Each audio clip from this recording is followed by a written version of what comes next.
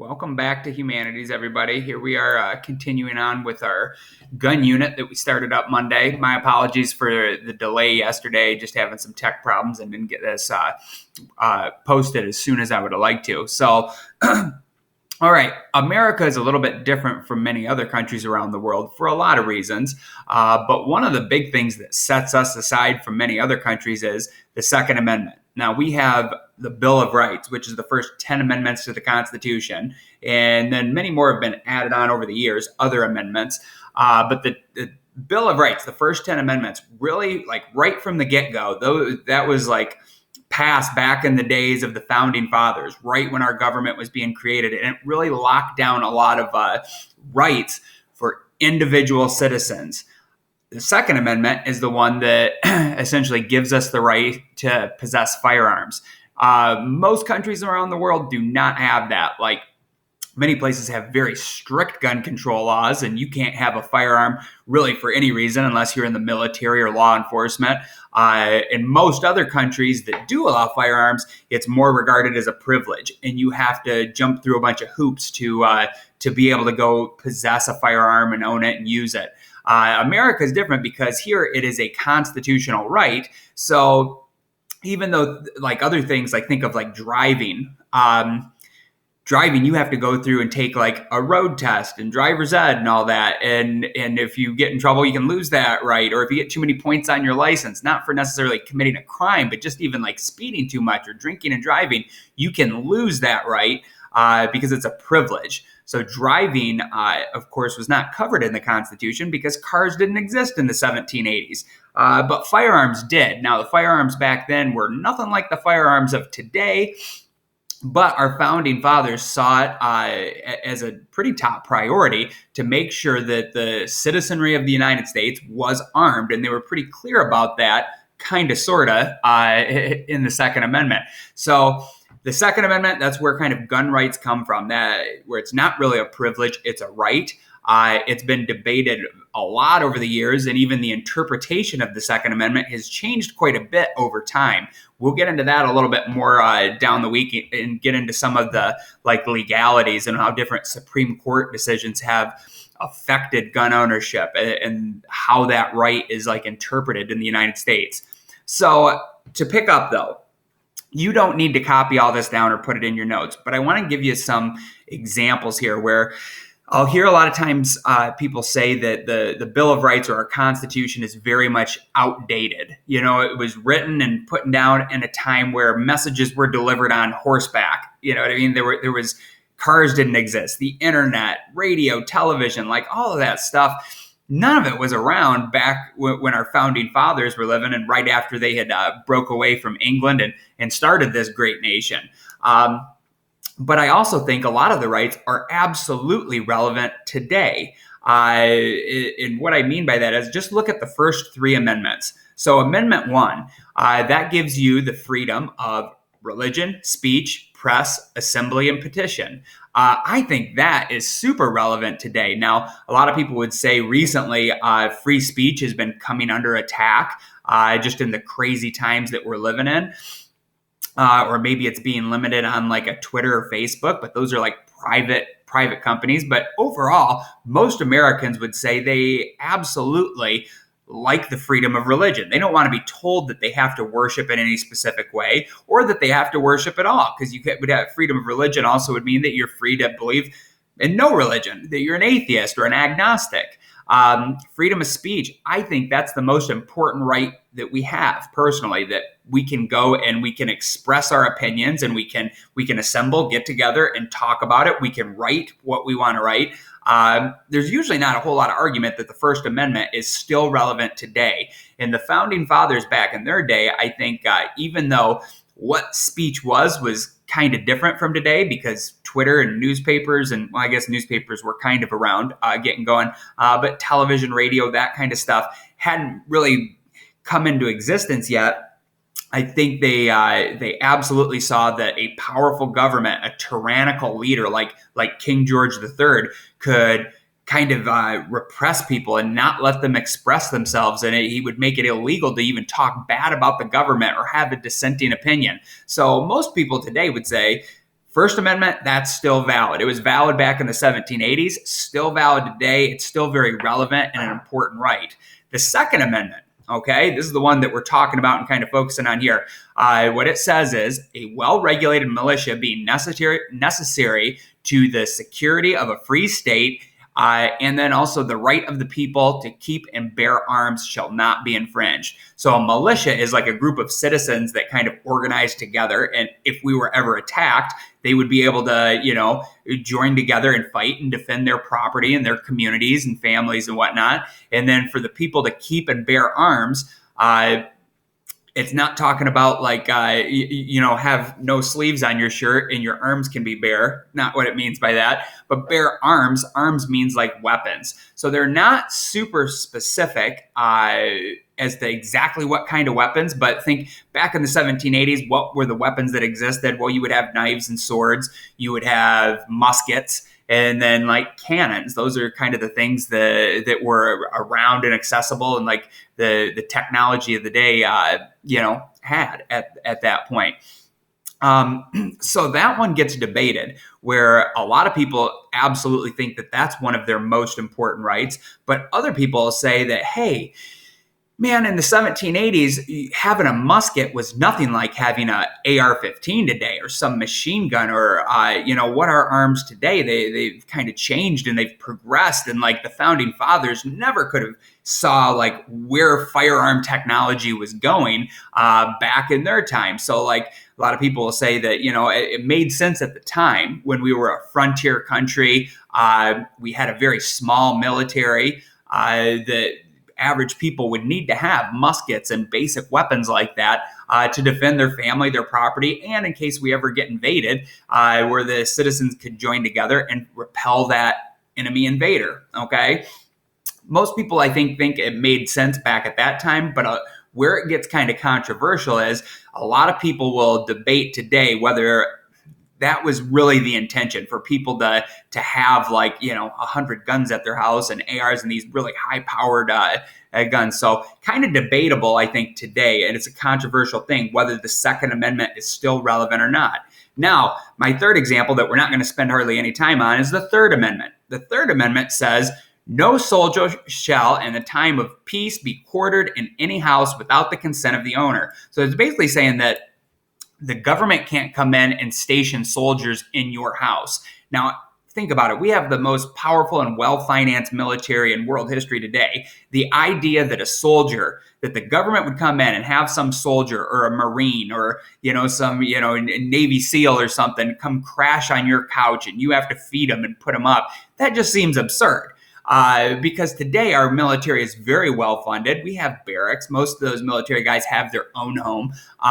For them to come, the government to mandate that they're going to come crash at our house just seems kind of ridiculous and it's not very relevant. So I think most people would also agree with me today that the Third Amendment probably really doesn't need to be there anymore. So why is it there in the first place? Well, you go back to the 1780s and before the British Empire to kind of like cut costs and save money, they did mandate that British redcoats would come and stay in colonist houses. So a lot of people back in that time, they didn't like that because they had a redcoat or two come crash at their house and you can just imagine kind of how that goes. You don't want unwelcome guests that you've never met before, that you don't want there. It was something that was a burden and just kind of, it rubbed colonists the wrong way. So I think you go back a couple hundred years ago, that was a pretty relevant amendment. But over time, where the United States has become much more powerful, we now have a much bigger military that's financed better. It's just kind of irrelevant today. So anyway, that kind of gets to my point that I think most people would agree First Amendment, still relevant today. Second Amendment is kind of debatable. And then the Third Amendment, most people would agree, is not that relevant today. All right. So it can change. Your perspective on these rights and laws can definitely change over time. All right. What did the founders intend? I've heard this debated a lot. And usually every year when we actually get into class and run a unit like this, we'll sit down and have a, interactive conversation as to, we'll read the Second Amendment, which I just did for you on the last slide. And then what was their intention? What were they going for back at that time? That's one of those mysterious things that kind of gets brought up in different court battles, and it'll go up to the Supreme Court sometimes. And they're trying to interpret what was the intention of this law? How should it be read and applied? Now, my 2 cents, and remember, I'm biased. I am kind of a pro-gun guy. I'm supportive of the Second Amendment, so don't forget that I definitely am biased on this. What I would say, though, also as a history guy and trying to just be fair and honest with you, I think what they were seeing at the time was, hey, we lived out on the frontier, and there were a lot of Indian tribes that we had kind of rocky and dicey relationships with. So the idea was, one, that people living out on the frontier probably need a weapon, and if if an unfriendly tribe comes and tries to attack them or their family, hopefully you can defend yourself. Protection against robbers and criminals. That still can be true today, but there were robbers and criminals and crooks back 200 years ago or at any point in history. So the idea that you can defend your family. Hunter rights, I'll hear that brought up a lot, that the Second Amendment should protect hunting rights, but maybe not like the right to have a pistol or an AR-15 or something like that. I don't think the founding fathers actually put much emphasis on hunting rights. Like back at the time, you go back to the 1780s, it was just assumed that people would be able to hunt out on the frontier. Nobody really questioned that. Nobody thought it would ever get limited. We had what seemed like at the time unlimited natural resources, and there was just unlimited wild game. So I don't think hunting rights actually tie into the Second Amendment, although we might apply it that way today. I think the last point I put up here, though, this is, in my opinion, what the founding fathers were absolutely going for and what they were trying to enshrine as a right in the American system of government. It was that they had just broken away from what they perceived as a very tyrannical government, that the British Empire had come in, bossed them around, had taxed them without giving them representation, and had just been kind of rotten to the colonists. And they saw that the system over in Great Britain at that time, you had the king right on top of the pyramid. Whatever the king said kind of went, and he could lock somebody up in jail. He could make any rules he wanted, essentially. And absolute power corrupts absolutely, or at least that's what the saying says. So the founding fathers, you look at our whole system of government, they very much dispersed power. They made it so that no one person or even one branch of government had all of the control, and they were trying to protect against tyranny in a lot of different ways. So just how they set up our government, it was designed to protect against tyranny and any one person or one group getting too much power. But I also feel like they put the Second Amendment in as kind of a safeguard. What if things go bad? What if you get a bad president or some bad apples in Congress that start to oppress the American people? Well, I think one of the things they were going for was they wanted the citizenry, the average people, to basically be armed more or less just like the military was, so that if there was a tyrannical government, the people could rise up in a revolution and overthrow that tyrannical government. All right. Now, a lot of people disagree with me on that. That's not like an ironclad, 100% historical fact type thing. So know that. But in my opinion, from what I know of history, I think that's kind of what they were going for, that they wanted to make sure the people wouldn't get oppressed. And they were worried that over time, bad things can happen and history can lead in a lot of different paths, and that there's a tendency for all governments to get corrupt over time, and for people that are bad leaders, demagogues, to come to power and just kind of manipulate and bully the people around. So they wanted to have the people armed like the government so that they could fight back should that day ever come. Now, what are arms? Think about it. You go back to the 1780s. The idea that the founding fathers wanted the people, the average citizens, armed like the military, well, that kind of meant that everybody had a musket. You know what I mean? Way different from what military technology and weapons are today. So I think the intention of the Second Amendment was to kind of keep the people and the militias armed just like the government. However, I don't think there's any way the founding fathers could have foreseen what the future held in terms of firearms and military technology. If that really was their intent, well, that would mean then today, if you're a really rich guy, if you're Jeff Bezos or Bill Gates and you got billions of dollars, should you be able to go buy a battleship, an aircraft carrier, a tank? Should you be able to have that kind of stuff, an F-16 fighter jet, missiles, high explosives, maybe nuclear weapons? All of those things I just listed off are definitely arms, they're weapons. And I think most people today, even really pro-gun people, would say, it's probably not great that, just some private citizen or anybody with enough money could go out and buy a fighter jet and some Sidewinder missiles and, use them however they want, or even use them legally, but just to possess those weapons or explosives or nukes or things like that. Most people don't want average Joe Schmo, John Q. Public walking around with that kind of firepower. So should it be reformed? Should we keep the Second Amendment the same? Should it just kind of keep going how it is? I don't know. Those are all good questions that I want to kind of get into and see what you guys think and have you do critical thinking on while we're going through this gun unit. All right. So what I'm going to have you do for today, and I'm going to actually stretch this out through to the end of the week. So this will be due, let's go with actually Saturday. I'm going to give you one weekend day too, but I plan to review these and get into kind of recapping some of these arguments probably early next week. I'm attaching to this assignment post a Google Doc that's my example paper where I'm going to have you do some research the next few days, and I want you to sum up ideally 5 of the best arguments you can find for why we should have gun reform, why we need to limit the rights of people and citizens of the United States and the firearms they can possess.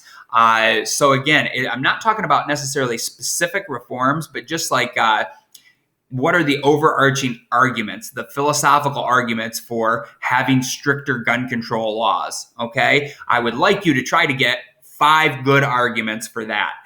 You'll have to do a little bit of digging. Now, hey, I know a lot of you are kind of like me and you're pro Second Amendment. You maybe use and go shoot regularly and you don't want to see stricter gun control laws.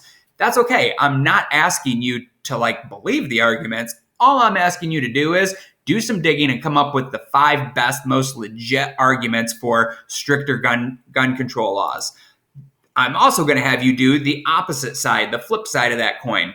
What are the 5 best arguments that you can come up with for not having gun reform, for keeping it kind of how it is and keeping a well-armed citizenry in the United States and keeping firearms as a right and not a privilege? So essentially what I'm having you do is come up with the 5 best arguments on both sides of the spectrum here. Now, no matter what your personal beliefs are, what your opinions are, it doesn't matter. If you want to be an effective arguer, no matter which side you fall on, the best way to be a really good, effective arguer and be persuasive and to try to bring other people to your side is you got to know, what does the other side think? You have to see their perspective too to craft an argument that would kind of beat that in a debate and to convince people and sway them over. So I think no matter which side you're on, or a lot of you might be kind of indifferent to it and not really passionate about gun rights and gun laws one way or the other, just do some digging and come up with the 5 best arguments on each side of this argument, and then you'll submit it on this assignment post. If you have any questions or anything like that, hit me up. I plan on the next few days, I'm going to be posting some videos that kind of go over and overlay some of the good arguments on both sides. So expect some more material from me that might help you with this and crafting and summing up these different arguments. Hopefully that all makes sense. So this is going to have kind of an extended due date. It'll be due Saturday night. I'll be reviewing them and we'll talk and have a follow-up assignment next Monday. You can expect the next couple days this week, I'll be posting some videos that'll just kind of be some food for thought, where you're going to see people on both sides of this argument do some talking and kind of lay out their cases. You do some of your own research too. Go read some articles, go watch some YouTube videos. There is a ton of material out there about the Second Amendment because, like I said, it's a very controversial issue and it gets debated constantly. What should we do with guns? Should we keep it kind of the way it is? Should we expand gun rights? Or should we start limiting it like most other countries do around the world and have stricter gun control? All right. Have a good one. Good luck with your research. Hope you enjoyed digging into this topic.